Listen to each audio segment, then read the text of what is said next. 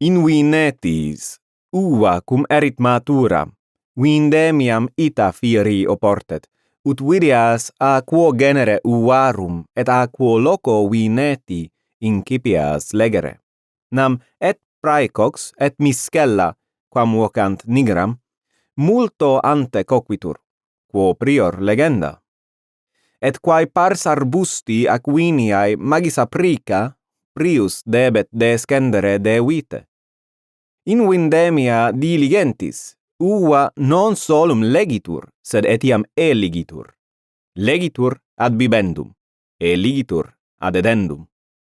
Itaque, lecta defertur in forum vinarium, unde indolium inane veniat. Electa in secretam corbulam, unde in ollulas abdatur, et indolia plena vinaceorum contrudatur.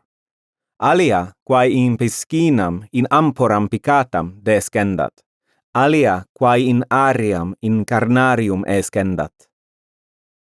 Quae calcatae uvae erunt, earum scopi cum folliculis subjiciendi sub prelum, ut si quid reliqui habeant musti exprimatur in eundem lacum.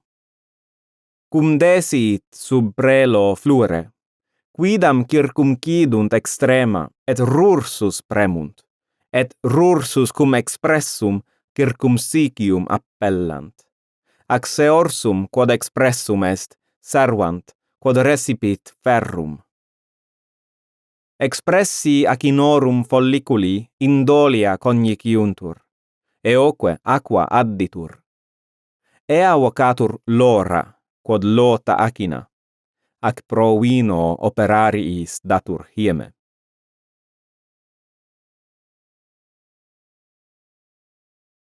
Cum Erasmus esset Catholicus, tamen hic intus.